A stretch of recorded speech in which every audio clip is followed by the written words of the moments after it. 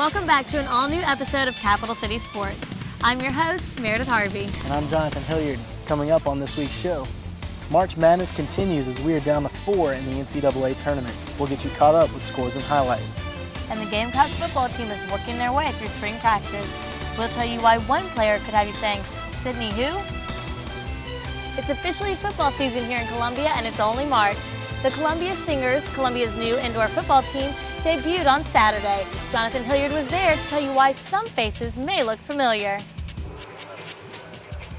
Taqi Muhammad is back in the spotlight, signing autographs for Columbia fans. My main goal is just keep balling. I don't quit. I want to keep going until my body can't take it anymore.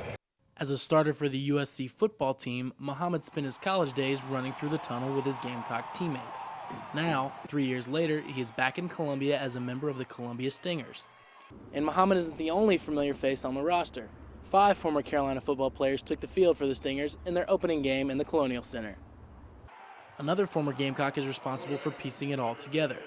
Ex-Carolina linebacker Corey Miller was hired as the head coach of the Stingers, and he was desperate for Garnet and Black. I wanted, when I got this job, to go find, I would like for half the team to be Gamecock. I'm hoping to get a couple of more, so we'll see what happens. Current Stingers, Jermaine Harris and Tremaine Tyler, played with Muhammad at Carolina.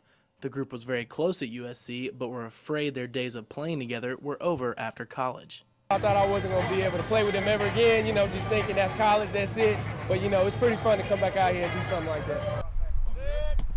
And it's a good thing they're having fun because at $200 a game, the paycheck isn't very glamorous. But Muhammad says at least he's playing the game he loves. The more I can play football, the better off I'll be. Football has always been a big part of Columbia.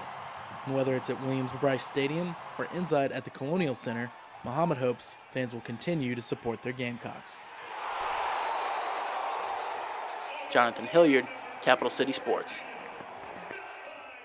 The Gamecock softball team is trying to get back in the win column after a tough SEC stretch. We'll tell you if they were successful.